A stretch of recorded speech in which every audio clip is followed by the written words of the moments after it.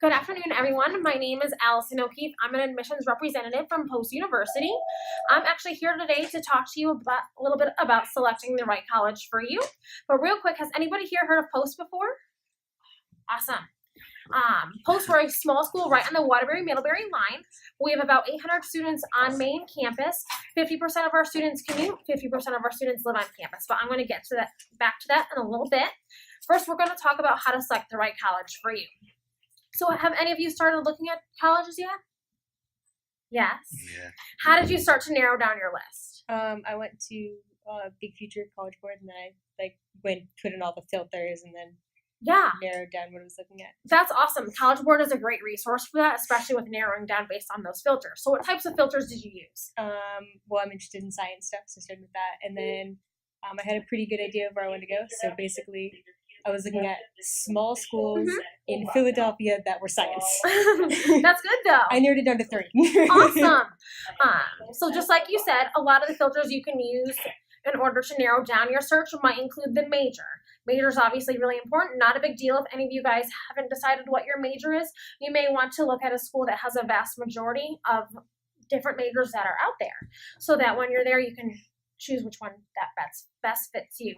I know you said size. Size can be a big one. Some students, I know we're a small school here, so if you want, you can still go to a small college. Other students may want a larger college as well. And location-wise, I know you mentioned that too. You picked Philadelphia. Other students may want to go to a city as well, or maybe go to a suburb. They may want to go in-state or out-of-state. So those are some ways where you can definitely narrow down your college search. And like you said, College Board website is super, super beneficial. So there's lots of opportunities out there for students in order to continue your education. Anybody here interested in going into the military by any chance? No? That's okay. So if you do change your mind or know somebody that definitely wants to go into that, there's a few ways you can do so. You can enlist right after high school. You could actually go to a 4-year school that has an ROTC program where you're still able to graduate with your 4-year degree, which is great. And then there's also different academies throughout the country. For example, in Connecticut, we do have the Coast Guard Academy. Anybody here may be interested in going to a technical school? Yeah? What are you interested in studying? Well, I'm looking for a school for automotive. Oh, good. That's great, though. Obviously, there's a lot of tech high schools in Connecticut, but there's also technical colleges. For example, Porter and Chester Institute, they're a big one in Connecticut and throughout New England.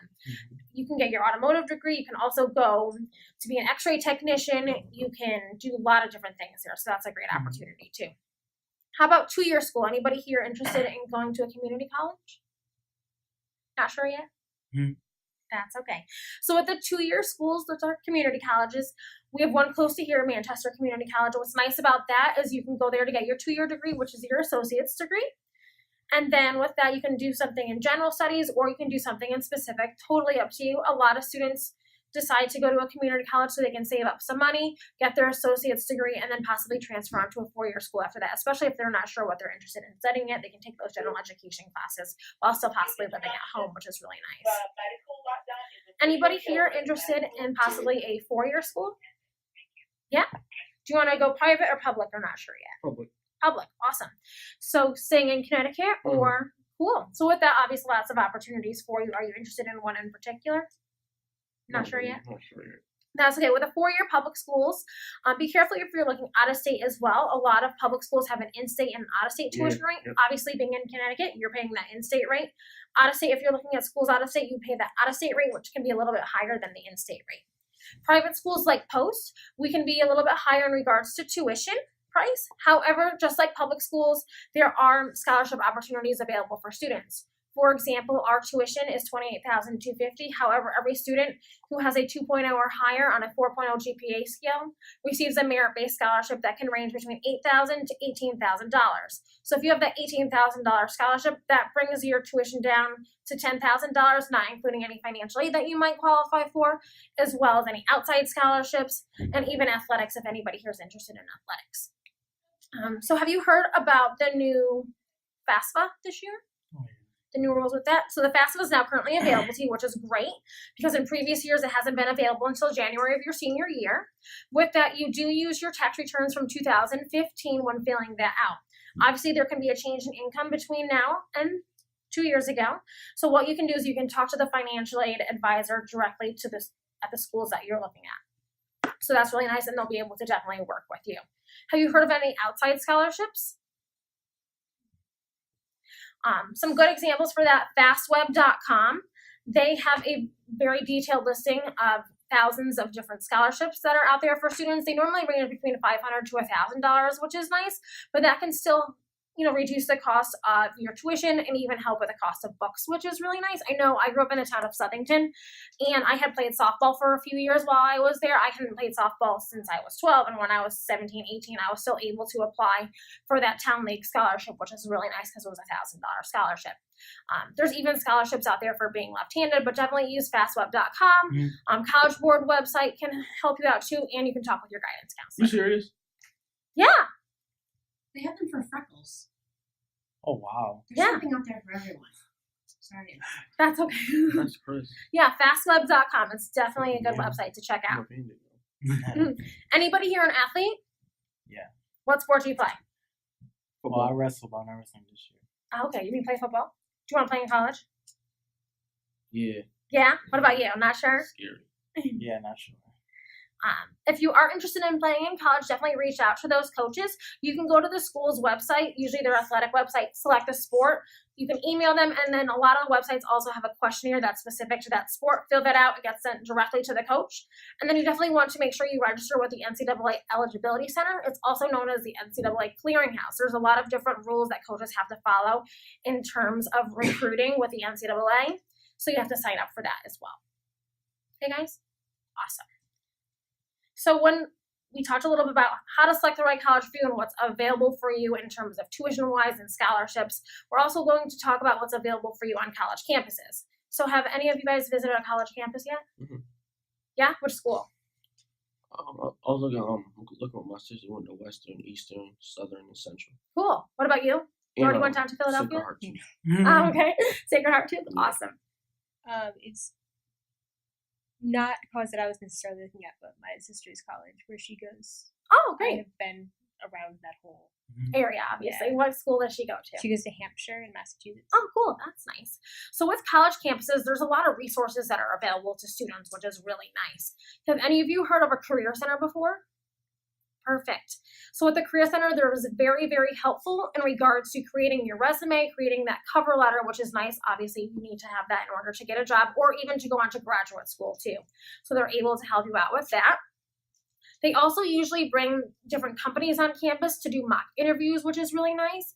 And then they have updated job postings for even part-time jobs while you're on campus, internship opportunities, and jobs upon graduation. What's really nice too is some career centers will actually work with you even after you graduate from college. I was actually an accountant for 6 years, and then I decided I didn't want to be an accountant anymore, so I completely changed my mind, went into college admissions this past summer. But what I did is I called my career center where I went to college, and they were able to help me take those transferable skills from accounting into college admissions and help me rewrite my resume, which was really nice. So they'll definitely help you out, obviously, after you graduate from college, which is great. Have any of you heard about a writing center before? So a writing center, what they do is they'll help you proofread your paper, which is really nice when you're in college. At Post, we do have a writing center. And what's nice about our writing center too, and I used this when I was in college, and when I was in high school, I never had to write a paper more than 3 to 5 pages long. My first assignment as a college freshman was to write a 15-page paper. I was like, oh my gosh, how am I going to do this? So what I did is I actually went to the writing center. They were able to give me some guidance on how to do the correct research for the paper. And then they were able to proofread the paper before I submitted it to the professor for final review, which was really nice. And then to go back a little bit in regards to the Career Center, some schools like Post, we do have what's called a career self-awareness class. Other schools may have this similar class as well. So what it is freshman year, all of our students are required to take this class. It's more about the transition from high school to college, which is really nice. And you do some research in regards to the major that you're interested in. So you find out if it's a good fit for you or not. And then your senior year, it's about creating that portfolio. So your resume, your cover letter, and those business cards, and then applying to different jobs, which is kind of cool. Have any of you heard of different tutors on campus that might be able to help you out? So some schools have tutors. For example, at Post, we have tutors that do work in our learning center, which is really nice. And we also have a partnership with tutors.com, which is great as well. So Our students are able to log on 24/7 if they have a question in their class, if a tutor isn't available, or if they can't speak to the professor. So for example, if it's midnight and you are working on an assignment that's due the next morning, obviously the tutor's not awake, your professor's probably not awake, you can log on to tutors.com 24/7 and somebody is there to help you out. In regards to that as well, at Post, all of our resident assistants are actually tutors as well. So that's kind of nice. So if you're living in the dorm, you can always go to our RA who is a tutor in order to help you out in a class, which is nice too. And then most professors also have mandatory office hours that they do have to keep. So that might be a few hours a week. You can always talk to them during their office hours. And if you aren't available during that time, not a problem. You can always email them or try to meet with them before or after class too, which is really nice. Any questions so far? No? All right, cool. Anybody here interested in possibly living on campus? Yeah? Yes? Not sure? Skomakan doesn't have a campus. I don't know. I'm not sure yet. That's okay. So obviously commuters, which is really nice too, is a lot of schools, just like Post, we have a commuter lounge too, where students can hang out in between classes, or they can always go to the library as well, which is nice. And then in regards to living on campus, many schools have dorms and different style of dorms. For example, at Post, freshman year, you live in your typical freshman style dorm, 2 desks, 2 beds, 2 dressers, and then you share a bathroom with everybody in the hallway. But what's nice about our dorms is each dorm actually has an individual heat and air conditioning unit, so you don't have to go off the temperature in the hallway, which is kind of cool. And then sophomore through senior year, you are eligible for suite style housing at Post, which is really nice. So that's kind of a nice opportunity as well, where you would have, you know, a common room as well as a kitchen too. Make sense? Oh, yeah. Obviously, if we have to live on campus, what else do we need to do while we're on campus? Eat, right? Yeah. So many schools, depending on the size, they'll have different types of dining halls. Since at Post, we are a small school, we do have one dining hall on campus and we have a sub shop too. Other schools, if they're larger, they may have different restaurants on campus or multiple dining halls. When you're looking at schools, if you are interested in living on campus, you definitely want to make sure you take a look into see what types of meal plans that are offered. Some schools have you pick a certain meal plan, whether that be, you know, 15 meals a week, 21 meals a week, whatnot. Some schools also let you go in and out of the cafeteria as many times as you want. At Post, we do allow our students to do that. So what you can do, for example, is if you have a class at 8 a.m., you can always go to the cafeteria, grab a coffee, tea, maybe a bowl of cereal before class, and then after class, go back and have a full breakfast, which is really nice. Make sense? Cool. So what's also another important thing to look at when you are researching schools is admission processes and deadlines. Every school might be different than the next. So some schools are on the Common Application. Have you guys heard of that? Perfect. Some schools are not on the Common App. Usually if they're not on the Common App, they have an application on their website. For example, at Post, we are not on the Common App, so we have the application free on our website at post.edu. Super quick, easy to fill out, 10-15 minutes. In regards to what also might be required for admission besides your application, many schools require your official transcript that can be sent directly from your high school guidance counselor. Do you guys use Naviance here? Okay, cool, awesome. Can be sent through that as well, which is nice.